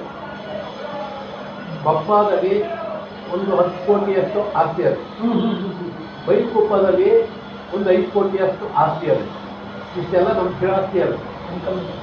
ಕೆಂಕಲ್ಲಲ್ಲಿ ಸಿಂಪಲ್ ಆಗ್ಬಿಡಿ, ಅದು ಒಂದು ಕೆಂಕಲ್ಲಲ್ಲಿ ಈಗ ನಾವು ಸೇಲ್ಸ್ಗೆ ಅಂತ ಕಟ್ಕೊಂಡಿದ್ದೀವಿ, ಅವೆಲ್ಲ ಸ್ವಲ್ಪ ಸಣ್ಣ ಸಣ್ಣವು ಒಂದು 5-5 ಅವೆ. 3 ಇವು ದೊಡ್ಡ ಸೂರಿಗೂ ಒಂದು ಹೆಚ್ಚು ಕಮ್ಮಿ ಅದು ಒಂದು ಕೋಟಿಯಷ್ಟು ಆಸ್ತಿ ಆಗುವ. ದೊಡ್ಡ 40 ಕೋಟಿ ಅಂದಾಜು 30-40 ಕೋಟಿ ಕೆಳಗಡೆ ಒಂದಿದೆ. ಟೋಟಲ್ ಟರ್ನ್ 50 ಕ್ರೋರ್ಸ್ ಇದೆ. 50 ಲಕ್ಷ 50 ಕೋಟಿ 50 ಕೋಟಿ ಅಂದಾಜು ಮೌಲ್ಯ 50 ಕೋಟಿ ಮೌಲ್ಯದ ಅದು ಸ್ಪ್ರೆಡ್ ಮಾಡಿ ನಮಗೆ ಬ್ಯಾಂಕ್ನವರು ಲೋನ್ ಕೊಡ್ತಾರೆ. ನಾವು ಏನ್ ಕೇಳ್ತಾ ಇದ್ರು ಕೊಡ್ತಾ ಇರ್ತಾರೆ. ಸರ್, ಅಧ್ಯಕ್ಷರು ಯಾರೇ ಕಂಪನಿಗಳು ಸಾಕಷ್ಟು ನಿಂತ್ಕೊಂಡು ಒಂದು ಯೋಜನೆ ನಿಂತ್ಕೊಂಡು ಮಾಡ್ತಾರೆ. ಮುಂದಿನ ಅದೇನೋ ಅಧ್ಯಕ್ಷ 5 ವರ್ಷ ಇದ್ದರೆ ನಮ್ಮ ಸೊಸೈಟಿ ಇದನ್ನೆಲ್ಲ ಮಾಡಬೇಕು ಅಂತ. ಯಾಕಂದ್ರೆ ಸೀನಿಯರಿಗೆ ಅದನ್ನು ಏನು ಪ್ರಾಪರ್ಟಿ ಅಷ್ಟು ಏನೋ ಸೀನಿಯರ್ಸ್ ಎಲ್ಲ ಮಾಡಿರ್ತಕ್ಕಂಥದ್ದನ್ನ ನೀವು ಕ್ಯಾರಿ ಮಾಡ್ತಾ ಇದ್ದೀರಾ. ಸೊ ನೀವು ಅಧ್ಯಕ್ಷರಾಗಿ ಮುಂದಿನ ಯೋಜನೆ ಬಗ್ಗೆ, ಕನಸುಗಳ ಬಗ್ಗೆ, ಅಥವಾ ಮುಂದೆ ಸೊಸೈಟಿ ಮಾಡಬೇಕು, ಬದಲಾವಣೆ ಮಾಡಬೇಕು ಅಂತ ಇದ್ದರೆ ಸರ್ ಅದೇ ನಾವೆಲ್ಲ ಸದಸ್ಯರುಗಳ ಮುಖಾಂತರ ಒಬ್ಬರೇ ಅಂತಲ್ಲ, ಎಲ್ಲ ಸದಸ್ಯರುಗಳು ಎಲ್ಲ ಸೇರ್ಕೊಂಡಿದ್ದ ಕಾರ್ಯಕ್ರಮ ಮಾಡೋಣ ಅಂತೇಳಿ. ಸರ್ ಅಲ್ಲ, ಅವ್ರ ಅಲ್ಲಿ ಕನಸು ಒಂದು ಅವ್ರು ಹೇಳ್ತಾರಲ್ಲ, ಅವರು ಮರ್ಬಿಟ್ಟರು ಅಂತ ಒಂದು ಛತ್ರ ಮಾಡಬೇಕು ಅಂತ ಮಾಡ್ತಾರೆ. ಆಮೇಲೆ ಹೇಳ್ತಾರೆ ನೋಡಿ. ಅದೇ ಬೇಕಾಗಿರ್ತಕ್ಕಂಥದ್ದು ಏನೆಲ್ಲ ಇದ್ದಿದೆ ಒಬ್ಬರೇ ಅಂತೇನಿಲ್ಲ, ಎಲ್ಲ ಸದಸ್ಯರ ಮುಖಾಂತರ ಒಂದು ಛತ್ರ ಮಾಡಬೇಕು. ರೈತರುಗಳಿಗೆ ಲಾಭ ಕಮ್ಮಿ ಮಾಡಬೇಕು. ಈಗ ಎಲ್ಲ ಕಡೆಯಲ್ಲೂ 80,000 1 ಲಕ್ಷ ಇರ್ತದೆ. ನಾವೊಂದು 20,000 ಕಮ್ಮಿಲಿ ಕೊಡೋಣ ಛತ್ರ ಮಾಡಿ, ರೈತರುಗಳಿಗೆ ಅದು ಉಳಿತಾಯ ಆಯ್ತದೆ. ರೈತರುಗಳು ಒಳ್ಳೇದು ಮಾಡಬೇಕು ಅಂತೇಳಿ ಎಲ್ಲ ಸದಸ್ಯರುಗಳು ಮಾತಾಡ್ಕೊಂಡು ಈ ಥರ ಮಾಡೋಣ ಅಂತೇಳಿ ಮೀಟಿಂಗಲ್ಲಿ ಮಾಡಿ ಡಿಸ್ಕಸ್ ಮಾಡಿ ಎಲ್ಲ ಮಾಡಿದ್ದೀವಿ. ಶುರು ಆಯ್ತದೆ, ಇನ್ನೇನೊಂದು 2 ತಿಂಗಳು 3 ತಿಂಗಳು ಒಂದು ಛತ್ರ ಆಗಬೇಕು. ಅದರಿಂದ ಒಂದು ಸ್ವಲ್ಪ ಇಲ್ಲಿದ್ದಾರೆ. ಆಮೇಲೆ ಈಗ ಕೂರ್ಮಂಗ್ಳೂರಿದೆ, ಈಗ ಕುಶಲಗಳನ್ನು ಮಾಡ್ತಿದ್ದಾರೆ. ಕಿಕ್ಕೇರಿಯಲ್ಲೂ ಚಿತ್ರವನ್ನು ಮಾಡಿದ್ದಾರೆ. ಅತ್ಯದ್ಭುತವಾಗಿ ಮಾಡಿದ್ದಾರೆ. ಎಲ್ಲೋ ಇಬ್ಬರು ಕೂಡ ಕೂರ್ಮಂಗ್ಳೂರು ಕಂಪ್ಲೀಟ್ ಆಗಿದೆ ಮತ್ತು ಅದು ಕಿಕ್ಕೇರಿಯಲ್ಲೂ ಕಂಪ್ಲೀಟ್ ಆಗಿದೆ. ಅತ್ಯದ್ಭುತವಾಗಿ ಮಾಡಿದ್ದಾರೆ. ಕೂರ್ಮಂಗ್ಳೂರು ಹೇಳೋದಕ್ಕೆ 10 ಥರ ಚಿತ್ರವನ್ನು ಕಟ್ಟಿದ್ದಾರೆ. ಎಲ್ಲರೂ ಕೂಡ ಲಾಭದಾಯಕ ಒಂದು ಸೊಸೈಟಿಗೆ. ಜೊತೆಗೆ ಇನ್ನೊಂದೇನಾಗುತ್ತೆ ಅಂತಂದರೆ, ಇಲ್ಲಿ ನೀವು ಮತ್ತೆ ಆಡಳಿತ ಮಂಡಳಿ ಮತ್ತೆ ಸಿಬ್ಬಂದಿ ಒಂದು ಡೀಲ್ ಇದ್ದಾಗೆ ಯಾವ ಡೀಲ್ ಪಂಚಾಯತ್ ಕೂಡ ಗಾಳಿ ಹೋಗಲ್ಲ. ಯಾಕಂದ್ರೆ ನೀವು ಪ್ರಾಬ್ಲಮ್ ಇರುತ್ತೆ, ಯುಕ್ತರ ಪ್ರಾಬ್ಲಮ್ ಕೂಡ ಇದೇ ಇರುತ್ತೆ. ಹೊಂದಾಣಿಕೆ ಮತ್ತು ಭಾರತದಲ್ಲಿ ತುಂಬ ಚೆನ್ನಾಗಿರ್ತದೆ. ಸೊ ಈ ಥರ ಮಾತಾಡೋದಂದ್ರೆ ನಿಮ್ಮ ಆಡಳಿತ ಮಂಡಳಿಯ ಪರವಾಗಿ ನಿಮ್ಮ ಮತ್ತು ನಿಮ್ಮ ಸಿಬ್ಬಂದಿಗಳ ಪಾತ್ರ ಮಾತಾಡೋದು. ಅದೇ ನಮ್ಮದು ಆಡಳಿತ ಪರವಾಗ್ಬೋದು ಮತ್ತು ಸಿದ್ಧಂತ ಇರ್ಬೋದು, ಎಲ್ಲ ಅಧಿಕಾರಿಗಳೆಲ್ಲ ಸ್ಪಂದಿಸ್ತಾರೆ. ಎಲ್ಲ ಕೆಲಸ ಕಾರ್ಯ ಎಲ್ಲ ಏನು ಅಣ್ಣ ತಮ್ಮದಿರಂಗೆ ಮಾಡ್ಕೊಂಡು ಹೋಗ್ತೀವಿ. ಪ್ರಾಬ್ಲಮ್ ಯಾರ್ದು ಇಲ್ಲ. ಪ್ರಾಮಾಣಿಕತೆ ಇದ್ದಾರೆ ಮೇಡಮ್ನವರು, ಆ ಪ್ರಾಮಾಣಿಕತೆಲ್ಲ ಕೆಲಸ ಮಾಡ್ಕೊಂಡು ಹೋಗ್ತಾರೆ. ಬಟ್ ಸದಸ್ಯರುಗಳು ಅಷ್ಟೇ ಆ ಪ್ರಾಮಾಣಿಕತೆಯಲ್ಲಿ ನಾವು ಉಳಿದ್ದೀವಿ. ಆ ಕೆಲಸ ರೈತರುಗಳು ಒಳ್ಳೇದು ಮಾಡಬೇಕು, ರೈತರುಗಳು ಸಹಾಯ ಮಾಡಬೇಕಂತ ಬಂದಿರೋದು ನಾವು.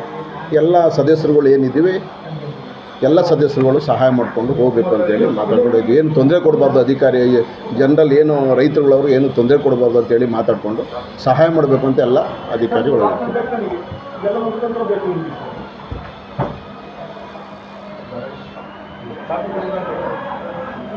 ಸರ್ ಏನಾಗುತ್ತೆ ಅಂತಂದರೆ, ಅಧ್ಯಕ್ಷರಾಗಿ ನಿಮ್ಮ ಜವಾಬ್ದಾರಿ ಕಾವೇರಿ ಯಾಕಂದರೆ ಪ್ರತಿಯೊಬ್ಬರಿಗೂ ಅಧ್ಯಕ್ಷರಿಂದ ಆಸೆ ಇರ್ತಾರೆ. ಅಧ್ಯಕ್ಷ ಆಗಲೇಬೇಕು ಅನ್ನೋ ಆಸೆ ಪ್ರತಿಯೊಬ್ಬರು ಇಟ್ಕೊಂಡಿರ್ತಾರೆ ಇಲ್ಲಿ ಬಂದಂಥವ್ರು.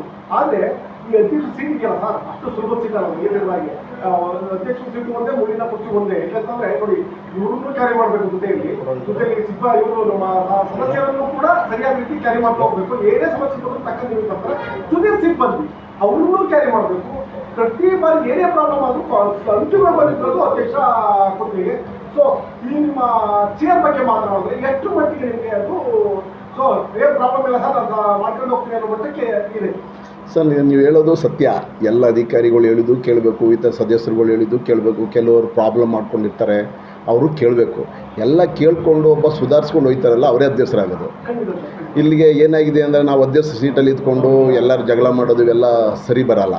ಎಲ್ಲರೂ ಹೇಳಿದ್ದು ಕೂಡ ಮನಸ್ಸು ತೊಗೊಂಡು ಡೈರೆಕ್ಟಾಗಿ ಏನೇ ನೋಡಿ ಒಂದು ಸಮಸ್ಯೆ ಇದೆಯೋದು 61 ಹೊರಗಡೆ ಅದೊಂದು ಸಮಸ್ಯೆ ಬಗೆಹರಿಸ್ಬೇಕು. ಈ ಥರದೆಲ್ಲ ಬಗೆಹರಿಸ್ಕೊಂಡು ಹೋಯ್ತು ಕೂತ್ಕೊಂಡು. ಇದು ಅಧ್ಯಕ್ಷರು ಮಾಡೋಂಥ ಕೆಲಸಗಳು. ತಮಗೆ ಇದು ಏನಂದರೆ ಸಿಇಒ ಕೂಡ ಸೇಮ್ ಇದರಲ್ಲಿ ಗೊತ್ತಾಗಿಲ್ಲ. ಸಿಇಒ ಉಚಿತ ಹೆಚ್ಚೇನಕ್ಕೆ ಕೊಡ್ತಿರೋದು ಕಾರಣ ಏನಂತಂದರೆ 24/7 ಯಾವಾಗ ನಾವು ಬ್ಯಾಂಕ್ ಟೈಮಿಗೆ ಬಂದರೆ ನೀವು ಸಿಗ್ತೀರಾ, ಇವರೆಲ್ಲ ಸಿಗಲ್ಲ. ಇವರೇನು ಯಾವ ಮೀಟಿಂಗ್ ಮತ್ತು ಕಾರ್ಯಕ್ರಮ ಇದ್ದರೆ ಮಾತ್ರ ಬಂದು ಹೋಗ್ತಕ್ಕಂಥದ್ದು. ಆದರೆ ನೀವು ಆಗಲ್ಲ, ನೀವು ಯಾವಾಗಲೂ ಕೂಡ ಬ್ಯಾಂಕಲ್ಲಿ ಇರ್ತೀರಾ. ಇದು ಹೇಗಿರ್ತದೆ ನೋಡಿ, ಒಂದು ಕಡೆ ಆಡಳಿತ ಮಂಡಳಿಯವ್ರನ್ನ ಕ್ಯಾರಿ ಮಾಡಬೇಕು, ಜೊತೆಯಲ್ಲಿ ಸದಸ್ಯರು, ಜೊತೆಗೆ ಸಿಬ್ಬಂದಿ, ಇದೆಲ್ಲಕ್ಕಿಂತ ಇನ್ನೂ ಹೆಚ್ಚಾಗಿ ಏನಪ್ಪಾ ಅಂತಂದ್ರೆ ನಮ್ಮ ಇಲಾಖೆಗಳು ಮೇಂಟೈನ್ ಮಾಡಬೇಕು. ಜೊತೆಗೆ ಮೀಡಿಯಾದವರು ಯಾರೇ ಬಂದು ನಿಮ್ಮನ್ನೇ ಮಾತಾಡ್ತಕ್ಕಂಥದ್ದು, ಅಧ್ಯಕ್ಷತಾ ಹೋಗೋಕ್ಕಿಂತ ನಿಮ್ಮನ್ನೇ ಮಾತಾಡ್ತಕ್ಕಂಥದ್ದು. ನಿಜವಾಗ್ಲೂ ಸಿಒ ಅಷ್ಟು ಸುಲಭವಾಗಿ ಮಾಡ್ಲಿಕ್ಕಾಗಲ್ಲ. ಸಿಒ ನಿಭಾಯಿಸ್ಲಿಕ್ಕೆ ಕಷ್ಟ ಸಿಒ ಆಗಿ. ಸೊ ಹೇಗಿದೆ ನೀವು ಯಾವಾಗ ಇಲ್ಲಿಗೆ ಬಂದ್ರಿ, ಸಿಒ ಆಗಿ ಯಾವಾಗ ಜಾಯಿನ್ ಆದ್ರಿ, ನಿಮ್ಮ ಹುದ್ದೆ ಹೇಗಿದೆ, ಎಷ್ಟು ಸುಲಭವಾಗಿ ಸಿಒ ನಿರ್ವಹಿಸಬಹುದು. ಕಾರಣ ಏನಂತಂದ್ರೆ 4 ದಿನಕ್ಕೆ ಕರ್ನಾಟಕದ ಯಾವುದೇ ಸೊಸೈಟಿ ಸಿಇಒ ಅಲ್ಲ ಸರ್, ನೀವು ಅದಕ್ಕೆ ಬೇಕಾದ್ರೆ ಲಾಸ್ಟ್ ಆಗಿ ಬರುವಾಗ ಯೋಚನೆ ಮಾಡ್ತಕ್ಕಂಥ ವಿಚಾರ ಏನು ಅಂದ್ರೆ ಅವ್ರ ಫ್ಯಾಮಿಲಿ ಆಗಿರಲ್ಲ, ಐ ಥಿಂಕ್ ಸೊಸೈಟಿ ಆಗಿರುತ್ತೆ ಅಂತ ಅನ್ಕೊಂಡ್ರೆ. ಸೊ ಹೇಳಿದ್ರು 2019ರಲ್ಲಿ ಸಿಇಒ ಆಗಿ ಅಧಿಕಾರ ತಗೊಂಡಿದ್ದು. 33 ವರ್ಷ ಸರ್ವಿಸ್ ಆಯ್ತು. ಇವಾಗ ಅಂದರೆ ಕಷ್ಟ ಇದೆ, ಬಟ್ ಹೇಗೋ ನಮ್ಗೆ ನಿಭಾಯಿಸ್ಕೊಂಡು ಹೋಗ್ತಾರೆ. ಮತ್ತೆ ಸಿಒ 2016ರಲ್ಲಿ ಡಿಮಾನಿಟೈಸೇಷನ್ ಆಗುತ್ತೆ. ಇಲ್ಲಿ ರಾಜಕಾರಣ ಬೇಡ, ಅವ್ರು ಯಾವುದೇ ಕಾರಣ ಮಾಡಿದ್ರೆ ಅವ್ರು ಆಫೀಸರ್ ಚರ್ಚೆ ಬೇಡ, ಸೊಸೈಟಿ ಬಗ್ಗೆ ಮಾತನಾಡೋದು. ಡಿಮಾನಿಟೈಸೇಷನ್ ಹಣ ನಿಷೇಧ ಆಗುತ್ತೆ 2016ರಲ್ಲಿ. ಹಣ ನಿಷೇಧ ಆದಾಗ ನಿಮ್ಮ ಮದರ್ ಬ್ಯಾಂಕ್ ಅದು ಯಾವ್ದಾದ್ರು ಇರ್ಬೋದು, ಅದು ನಿಮ್ಮನ್ನ ಬ್ಯಾಂಕ್ ಅಂತ ಪರಿಗಣಿಸಲ್ಲ, ವ್ಯಕ್ತಿ ಅಂತ ಪರಿಗಣಿಸುತ್ತೆ. ಒಬ್ಬ ವ್ಯಕ್ತಿಗೆ 50,000 ಕೊಟ್ಟು ನಿಮಗೂ 50,000 ಕೊಡ್ತಾ ಇದ್ರು. ನಿಮಗೆ ಬ್ಯಾಂಕ್ ಅಪ್ಪ ಸ್ವಲ್ಪ ಹೆಚ್ಚಳ ಕೊಟ್ಟು ಹೇಳ್ತಿರ್ಲಿಲ್ಲ. ಆ ಸಂದರ್ಭ ಹೇಗಿತ್ತು, ಈ ಕೆಲವರಿಗೆ ಅಕೌಂಟ್ ಇರುತ್ತೆ, ನಿಮ್ಮಲ್ಲಿ ವ್ಯವಹಾರವನ್ನು ಮಾಡ್ತಿರ್ತಾರೆ, ಆ ನೋಟನ್ನು ಬದಲಾಯಿಸಬೇಕಾಗುತ್ತೆ, ಅನಿವಾರ್ಯ ಆಗುತ್ತೆ. ನೀವಿಲ್ಲ ಅಂದ್ರೆ ಬೇರೆ ಕಡೆ ಬದಲಾಯಿಸ್ತೀವಿ ಅಂತ ಹೇಳಲಿಕ್ಕಾಗಲ್ಲ, ನಿಮ್ಮಲ್ಲಿ ಅಕೌಂಟ್ ಇರುತ್ತೆ. ಸೊ ಆ ಸಂದರ್ಭ ಹೇಗಿತ್ತು, ಹೇಗೆ ನಿಭಾಯಿಸಿದ್ವಿ, ಆ ನೋಟು ನಿಷೇಧ ಆದಂಥ ಸಂದರ್ಭದಲ್ಲಿ ಹೇಗೆ ನಿಭಾಯಿಸಿದ್ವಿ? ನೋಟ್ ಬ್ಯಾನ್ ಆದ ಟೈಮ್ ನವೆಂಬರ್ ನಮ್ಮಲ್ಲಿ ಆ ಥರ ಹೆಚ್ಚಿಗೆ ಹಣಗಳೇನು ಬರಲಿ, ಸ್ವಲ್ಪ ಇದ್ದಿದ್ದೆಲ್ಲ ಬಂದು ಅವ್ರ ಅಕೌಂಟಿಗೆ ಇಲ್ಲಿ ಬಂದು ಜಮಾ ಮಾಡ್ತಿದ್ರು ಅಷ್ಟೇನೆ. ಅರ್ಜೆಂಟ್ ಕೊಡ್ಬೇಕಲ್ಲ, ಈಗ ಮೊದಲು ಹಾಕಿದ್ರೆ ಅವ್ರಿಗೆ ಹಣ ಬೇಕು, ಬಟ್ ಈಗ ಹೊಸ ನೋಡ್ಬೇಕು ಅವನಿಗೆ, ನೀವು ಹಳೆ ನೋಟ್ ಕೊಟ್ಟರೆ ಆಗಲ್ಲ.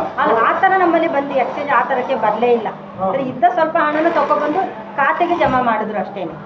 ಖಾತೆಗೆ ಜಮಾ ಮಾಡಿ ಅದನ್ನು ಮತ್ತೆ ಡೆಪಾಸಿಟ್ ಮಾಡೋದು ಆ ಥರ ಏನಾದರೂ ಮಾಡ್ಕೊಂಡಿದ್ರು ಅಷ್ಟೇ. ಆ ಥರ ಎಕ್ಸ್ಚೇಂಜಿಗೆ ಅಂತ ನಮ್ಮಲ್ಲಿ ಆ ಥರ ಬರಲೇ ಇಲ್ಲ. ಆ ಥರ ಹಣ ಎಕ್ಸ್ಚೇಂಜಿಗೆ ಬರಲಿಲ್ಲ. ಲಾಕ್ಡೌನ್ ಆಗುತ್ತೆ. ಆ ಸಂದರ್ಭದಲ್ಲಿ ಏನಾಗುತ್ತೆ ಅಂದರೆ ಎಲ್ಲರೂ ಕೂಡ ಲಾಕ್ಡೌನ್ ಮಾಡೋಕ್ಕೆ ಮನೆಯಲ್ಲಿದ್ದರೆ ನೀವು ಮಾತ್ರ ಬ್ಯಾಂಕಿಗೆ ಬರಬೇಕಾಗಿತ್ತು, ತುಂಬ ಸಿಬ್ಬಂದಿಗಳು ಕೆಲಸವನ್ನು ಮಾಡಬೇಕಾಗಿತ್ತು. ಜೊತೆಗೆ ಕೆಲವು ಬ್ಯಾಂಕ್ಗಳಿಗೆ ಏನು ತರಕಾರಿ, ಬೇಳೆ, ಅದಕ್ಕೆಲ್ಲ ಮಾದರಿಗೂ ಕೊಟ್ಟು ಹೋಗಲ್ಲ. ಯಾರೆಲ್ಲ ಪಡಿತರ ಇತ್ತು ಮಾದರಿಗಳು ಮಾಡಬೇಕು ಅಂದರೆ ಹೇಳಿ ಒಂದು ಇದನ್ನು ಮಾಡಿದ್ರು, ಅಷ್ಟರಲ್ಲಿ ಕೆಲಸವನ್ನು ಮಾಡಬೇಕಾಗಿತ್ತು. ಸೊ ಆ ಸಂದರ್ಭದಲ್ಲಿ ಏನೆಲ್ಲ ಸರ್ವಿಸ್ ಮಾಡಬೇಕು ಅನ್ನೋ ಸಂದರ್ಭದಲ್ಲಿ ಆ ಸಂದರ್ಭದಲ್ಲಿ ಅಂದರೆ ನಮಗೆ ಬೆಳಿಗ್ಗೆ ಮಧ್ಯಾಹ್ನ 10 ಗಂಟೆ ಒಳಗಡೆ ಎಲ್ಲ ಸದಸ್ಯರಿಗೆಲ್ಲ ಸಾಲ ವಿತರಣೆ ಮಾಡೋದು ಮತ್ತು ಗೊಬ್ಬರ ಆ ಥರದ್ದೆಲ್ಲ ಬೆಳಿಗ್ಗೆನೇ ಕೊಡಬೇಕು ಅಂತೇಳಿ ಬರ್ತಿತ್ತು. ಅವಾಗೆಲ್ಲ ನಾವು ಬೆಳಿಗ್ಗೆ ಬೇಗ ಒಂದು 6:30 ಆ ಸಮಯದೆಲ್ಲ ಬಂದು 10 ಗಂಟೆಗೆ ಆಗೆಲ್ಲ ಕೊಟ್ಟು ಎಲ್ಲ ಇದು ಮಾಡ್ತಾಯಿದ್ವಿ. ಅಂದರೆ ನಿಮಗೆ ಡಿಸ್ಟ್ರಿಕ್ಟ್ ಮೀಟಿಂಗ್ ಎಲ್ಲ ಸೊಸೈಟಿ ಸಿಇಒಗಳಿಗೆ ಒಂದು ಡಿಸ್ಟ್ರಿಕ್ಟ್ ಮೀಟಿಂಗ್ ಇರುತ್ತೆ. ಮಂತ್ಲಿ 4ನೇ ತಾರೀಕು 5ನೇ ತಾರೀಕು ಐ ಥಿಂಕ್ ಆ ಮೀಟಿಂಗ್ ಇಲಾಖೆಯನ್ನು ನಡೆಸ್ತಾರೆ.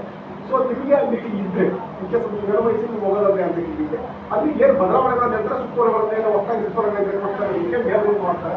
ಈ ಸಾಮಾನ್ಯವಾಗಿ 15 ಸಾವಿರ 20 ಸಾವಿರ ಇದ್ದರೆ ಸಮಸ್ಯೆ ಇಲ್ಲ, ಆಮೇಲೆ ಈ ಭಾಷೆ ಸರಿ ಮಾಡಲಿಕ್ಕೆ. ಕೆಲವೇನಾಗುತ್ತೆ ಅಂದರೆ ನಿಮಗೆ ನೀವು ಕ್ರಮ ಕೈಗೊಳ್ಳಬೇಕು ಅಂತ ಆಗುತ್ತೆ. ಆಗ ಈ ತಕ್ಷಣ ಇವತ್ತೇ ನೀವು ನಾಳೆ ನೀವು ಜಾರಿ ತರಬೇಕು ಅಂತ ನಿಮಗೆ ಮೀಟಿಂಗ್ ಮಾಡದೆ ಆ ಒಂದು ಯಾವುದೂ ಜಾರಿ ತರಲಿಕ್ಕೆ ಆಗಲ್ಲ. ಅಧ್ಯಕ್ಷರು ಮತ್ತು ನಿಮ್ಮ ಡೈರೆಕ್ಟರ್ ಒಂದು ಪಡ್ಕೊಳ್ಳೇಬೇಕಾಗುತ್ತೆ. ಅಂಥ ಸಂದರ್ಭದಲ್ಲಿ ಯಾವ ರೀತಿ ನೀವು ಅದನ್ನ ಇದು ಮಾಡ್ತೀವಿ ಸಾಲ ಮಾಡ್ಕೊಳ್ಳೋ ಸಮಸ್ಯೆ ಅಂದರೆ ಇಲಾಖೆಯಿಂದ ಬಂದಂಥ ನಿಯಮಗಳು ಬದಲಾವಣೆ ಏನೊಂದು ರೂಲ್ ಇದೆ, ಆ ರೂಲ್ ಬದಲಾಯಿಸಿ ನಾಳೆ ಈ ರೂಲ್ಸ್ ನೀವು ಫಾಲೋ ಮಾಡಿ ಅಂತ ಕೇಳುತ್ತೆ ಇಲಾಖೆ. ಅದನ್ನ ಫಾಲೋ ಮಾಡಬೇಕಾದ್ರೆ ನೀವು ಮೀಟಿಂಗಲ್ಲಿ ಇರಬೇಕಾಗುತ್ತೆ, ಮೀಟಿಂಗಲ್ಲಿ ಅನುಮತಿ ತಗೋಬೇಕು.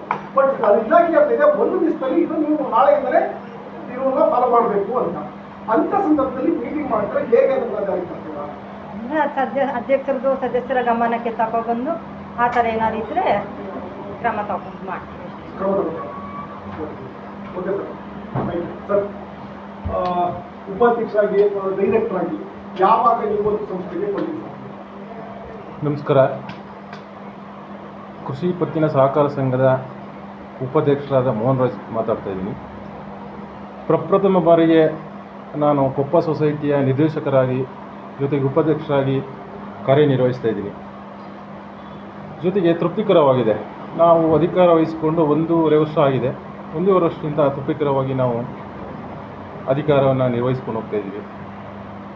ಜೊತೆಗೆ ನಮ್ಮ ಮೈಸೂರು ಜಿಲ್ಲೆ ಪಿರಿಯಾಪಟ್ಟಣ ತಾಲೂಕಲ್ಲಿ ನಂಬರ್ 1 ಆಗಿದೆ ಯಾವುದು ನಮ್ಮ ಕೊಪ್ಪ ಕೃಷಿ ಪತ್ತಿನ ಸಹಕಾರ ಸಂಘ.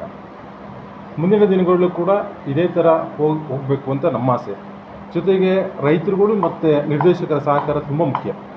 ಇದ್ರ ಸಹಕಾರದಿಂದಲೇ ನಡೆಯುವಂಥ ಒಂದು ಸಹಕಾರ ಸಂಘ ಇದು. ಇದರಲ್ಲಿ 3 ಲಕ್ಷ ಗಂಟೆನೂ ಕೂಡ 0% ಇಂಟ್ರೆಸ್ಟ್ ಕೊಡ್ತಾರೆ, 0% ಇರುತ್ತೆ. ಹಾಗಾಗಿ ರೈತರುಗಳು ಇವಾಗ ಷೇರ್ದಾರರು 2,500ರಿಂದ 3,000 ಷೇರ್ದಾರರು ಇದ್ದಾರೆ ನಮ್ಮ ಕೊಪ್ಪ ಸೊಸೈಟಿ. ಇದು ಹೆಡ್ ಬ್ರಾಂಚ್ ಬಂದು ನಮ್ಮ ಕೊಪ್ಪ, ಬ್ರಾಂಚ್ ಬಂದು ದೊಡ್ಡಕಂಬ್ರಳ್ಳಿದೆ, 2 ಬ್ರಾಂಚ್ ಇದೆ. ಹಾಗಾಗಿ ಒಂದು ಬಹುಮುಖ್ಯವಾದ ಒಂದು ಆಸೆ ಅಂತಂದರೆ ಒಂದು ಸಮುದಾಯ ಭವನವನ್ನು ನಿರ್ಮಾಣ ಮಾಡಬೇಕು ಅಂತ ಎಲ್ಲರೂ ಕೂಡ ನಮ್ಮ ನಿರ್ದೇಶಕರು ಮತ್ತು ನಮ್ಮ ಅಧ್ಯಕ್ಷರು ಅವುಗಳೆಲ್ಲ ಸೇರಿ ಒಂದು ಪ್ರಯತ್ನ ಮಾಡಿದ್ವಿ. ಆ ಪ್ರಯತ್ನಕ್ಕೆ ಫಲ ಸಿಗ್ತಾ ಇದೆ. ಮುಂದಿನ ದಿನಗಳಲ್ಲಿ ಈ ಒಂದು ಹಾಲಿ ನಮ್ಮ MLA ಆದ ವೆಂಕಟೇಶಣ್ಣ ಅವರು ತರಿಸಿ ಉದ್ಲಿ ಪೂಜೆ ಮಾಡಿ ಮುಂದಿನ ದಿನಗಳಲ್ಲಿ ರೈತರುಗಳಿಗೆ ಸಹಕಾರ ಆಗಲಿ ಅಂತ ಅಂದ್ಬಿಟ್ಟು ಅವರಲ್ಲೂ ಕೂಡ ನಾವು ಒಂದು ಸ್ವಲ್ಪ ಅನುದಾನವನ್ನು ಕೇಳಕ್ಕೆ ಹೋಗ್ತೀವಿ. ಎಲ್ಲರೂ ಒಟ್ಟುಗೂಡಿ ರಾಜಕಾರಣನ ಮರೆತು ಎಲ್ಲರೂ ಕೂಡ ಒಟ್ಟಿಗೆ ಹೋಗಿ ಅವ್ರ ಹತ್ರ ಕೂಡ ಅನುದಾನವನ್ನು ಕೇಳಿ ಮುಂದಿನ ದಿನಗಳಲ್ಲಿ ಅವರು ಕೂಡ ಸಹಕಾರ ಮಾಡಿದ್ರೆ ಒಂದು ಸಹಕಾರ ಸಂಘ ತುಂಬ ಅಭಿವೃದ್ಧಿ ಪಡ್ತದೆ. ಜೊತೆಗೆ ಪಿರಿಯಾಪಟ್ಟಣ ತಾಲೂಕು ಮೈಸೂರು ಜಿಲ್ಲೆಯಲ್ಲಿ ನಂಬರ್ 1 ಆಗಬೇಕು ಅನ್ನೋದು ನಮ್ಮೆಲ್ಲರ ಆಸೆ.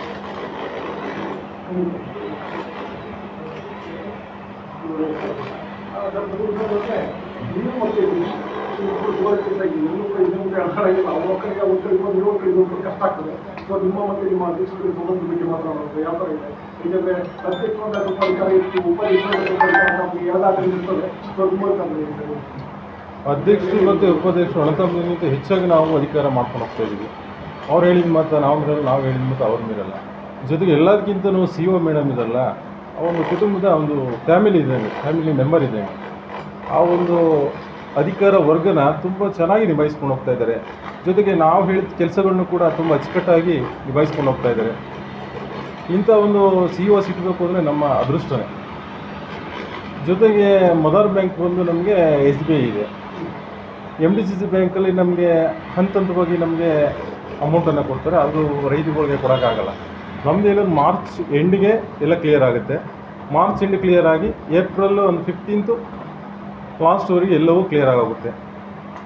ಜೊತೆಗೆ 25ರಿಂದ 30 ಕೋಟಿ ವ್ಯವಹಾರ ಪ್ರತಿ ವರ್ಷವೂ ನಡೆಯುತ್ತೆ.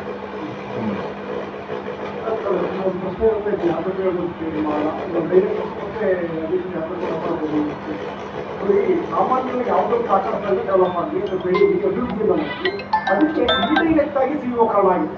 ಇಂಡೈರೆಕ್ಟ್ ಆಗಿ, ಯಾಕೆಂದರೆ 24 ಕೆಲಸವನ್ನು ಮಾಡಿರ್ತಾರೆ. ಪ್ರತಿದಿನದ ಇದರಲ್ಲಿ ಅವ್ರಿಗೆ ಶ್ರಮ ಇರುತ್ತೆ. ಆದರೆ ನಾವು ತಿಂದಾಗ ಏನಾಗ್ತದೆ, ಯಾವ್ದಾದ್ರು ಸಮುದಾಯ ಭವನ ಕಟ್ಬೋದು, ಇಲ್ಲ ಡ್ಯಾಮೇಜ್ ಕಟ್ಬೋದು. ಆದರೆ ಕಟ್ಟಿದ್ದಂತ ಹೇಳ್ತಕ್ಕಂಥದ್ದು CO ಹೆಸರಲ್ಲ. ಯಾರು CO ಹೆಸರು ರೀತಿಯಾಗಿ ಯಾವ ಬ್ಯಾಂಕ್ CO ಹೆಸರು ಬರಲ್ಲ. ಪಿರಿಯಡ್ ಯಾವ ಪಿರಿಯಡ್ ಅಪ್ಪ ಅಂದರೆ ನಿಮ್ಮ ಅಧ್ಯಕ್ಷರು ಪಿರಿಯಡ್ ಅಥವಾ ಉಪಾಧ್ಯಾಯ ಹಳೆ ಅಧ್ಯಕ್ಷರು ಪಿರಿಯಡ್ ಯಾವುದೋ ಒಂದು ಪಿರಿಯಡ್ ಹೆಸರು ಇರ್ತೋ ಅವ್ರ ಪಿರಿಯಡ್ ಕಟ್ಟಿದ್ದು ಬಿಲ್ಡಿಂಗ್ ಅಂತ ಹೇಳ್ತಾರೆ ಸಾಮಾನ್ಯವಾಗಿ ಎಲ್ಲರೂ ಕೂಡ.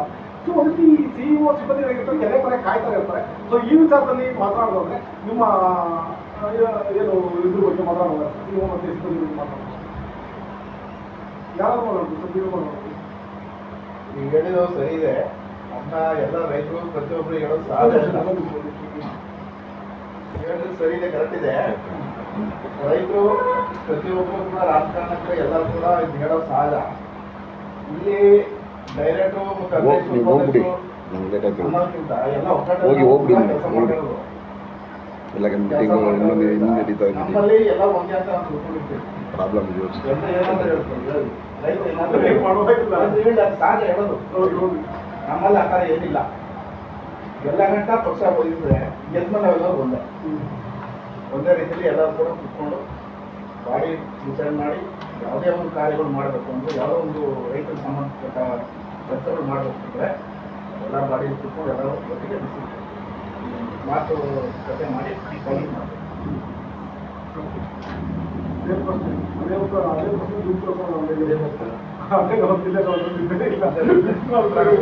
CO ಬಗ್ಗೆ ನಮಗೆ ಫಸ್ಟು ಸಿಂಡಿಕೇಟ್ ಬ್ಯಾಂಕ್ ಇತ್ತು ನಮ್ಮಲ್ಲಿ. ಇವರೆಲ್ಲ ಸ್ಟಾಫ್ ಹೋದ ಸಿಂಡಿಕೇಟ್ ಬ್ಯಾಂಕಲ್ಲಿ ಒಬ್ಬರು MD ಅಂತ ಹಾಕಿದ್ರು, ಬ್ಯಾಂಕ್ ಮ್ಯಾನೇಜರ್ MD ಅಂತ. ಅದು ಸತತವಾಗಿ ಈಗ ಹೆಸರು ತುಂಬಿ ಒಂದು 76ರಿಂದ ಒಂದು 20 ವರ್ಷ ನಡೆಸಬೇಕು. ಒಂದು 20 ವರ್ಷ ನಡೆಸಬೇಕು. ಆಗ ನಾವು ಏನು ಅಂತ ಅಂದರೆ ಒಂದು ಹೆಚ್ಚು ಕಮ್ಮಿ ಒಂದು 2 ಕೋಟಿ ಮಾತ್ರ ಸಾಲ ಕೊಟ್ಟಿದ್ದೀವಿ. ಯಾವಾಗ ಬ್ಯಾಂಕು ಸಿಂಡಿಕೇಟ್ ಬ್ಯಾಂಕ್ ಇದ್ದಾಗ ಬ್ಯಾಂಕ್ ಇದ್ದಾಗ 2 ಕೋಟಿ ಸಾಲ ಕೊಡೋಕ್ಕೆ ಒಬ್ಬ ಎಮ್ ಡಿ ಹಾಕಿದ್ರು ಅವ್ರ ಕಾಯಕ್ಕೆ ಅಷ್ಟೇ ವ್ಯಾಲಿ ಇತ್ತು. ಎಫ್ಡಿನೇ ಇದ್ರು ಡೈರೆಕ್ಟ್ ಆಗಿ ಎಮ್ಡಿನೇ ಇತ್ತು. ಆ ಎಮ್ ಡಿ ಈಗ ನಮ್ಗೆ ಏನು ಮಾಡಿದ್ರು ಅಂತ ಅಂದರೆ ನಮಗೆ ಈಗ ಸ್ಟಾಫು ಕಮ್ಮಿ ಆಯಿತು, ನಾವು ತಗೋತೀವಿ, ನೀವು ಯಾರು ಟ್ರೈನಿಂಗ್ ತಗೊಂಡು ಇನ್ನೊಬ್ರು ಮಾಡಿಕೊಡಿ ಅಂತ ನೋಡಿ. ನಾವು ಎಮ್ ಡಿ ಇದ್ದಾಗ ಸ್ವಲ್ಪ ರೈತರಿಗೆ ಭಾರಿ ತೊಂದರೆ ಇತ್ತು. ಯಾವ ಥರ ತೊಂದರೆ ಅಂದರೆ ಬ್ಯಾಂಕ್ ಮ್ಯಾನೇಜರ್ಗೆ ಹಿಂದೆ ಬ್ಯಾಂಕಿಗೆ ಲೋನ್ ಕೇಳಕ್ಕೆ ಹೋದಾಗ ಹೆದರಿಕೆಲಿ ಒಂಥರ ಪೊಲೀಸ್ ಸ್ಟೇಷನ್ಗೆ ಹೋದಾಗಾಯ್ತು. ನಮ್ಮಲ್ಲಿ CO ಮಾಡ್ಕೊಂಡ್ಮೇಲೆ ಅದೆಲ್ಲ ಗಾಳಿ ಬಿಟ್ಟಾಯ್ತು.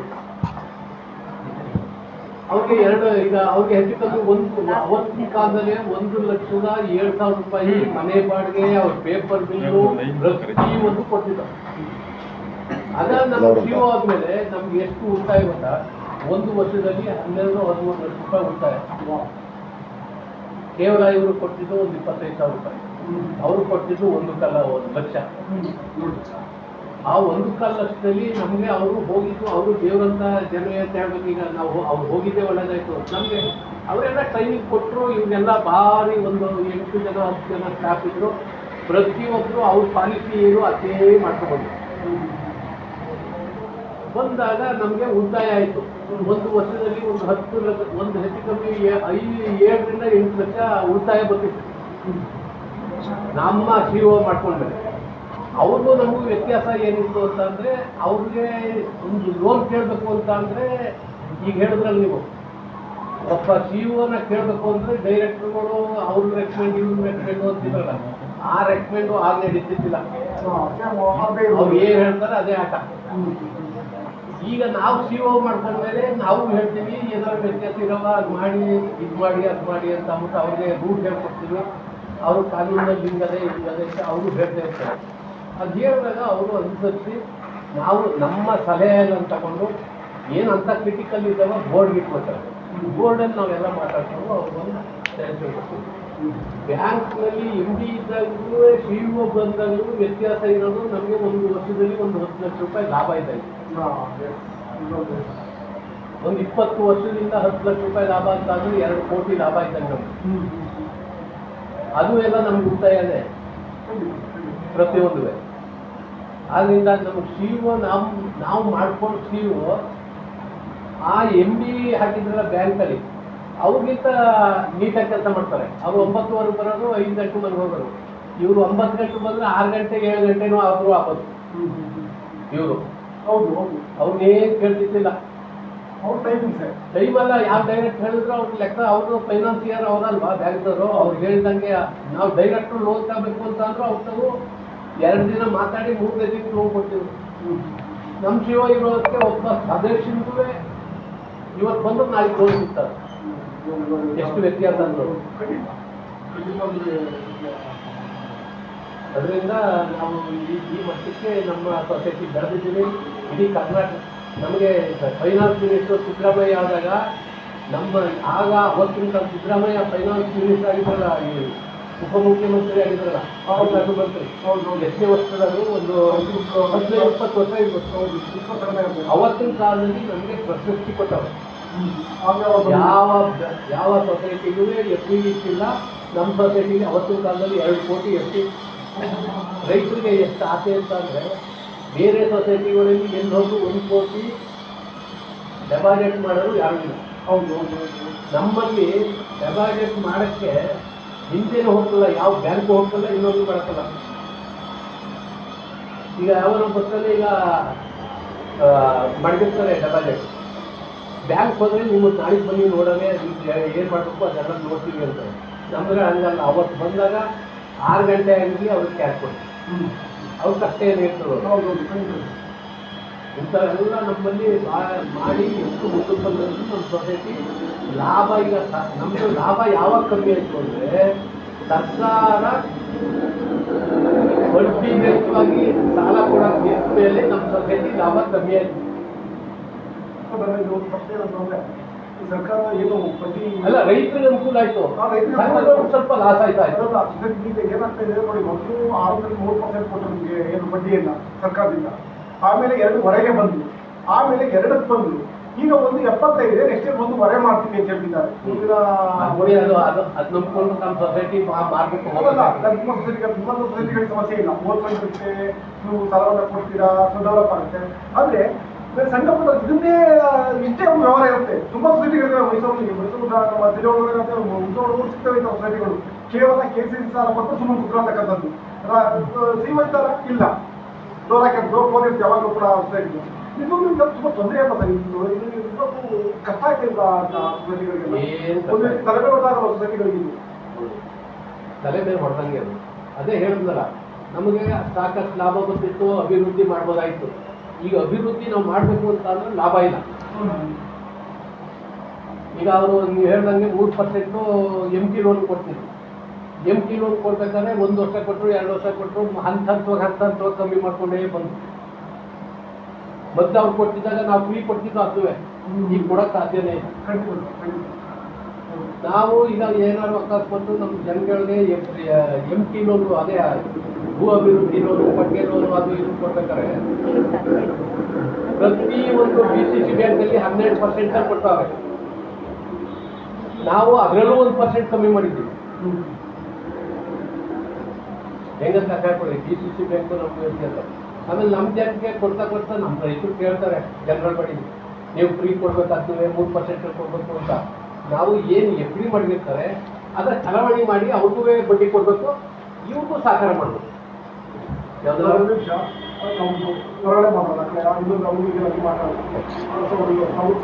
ಹೌದು ಹೌದು.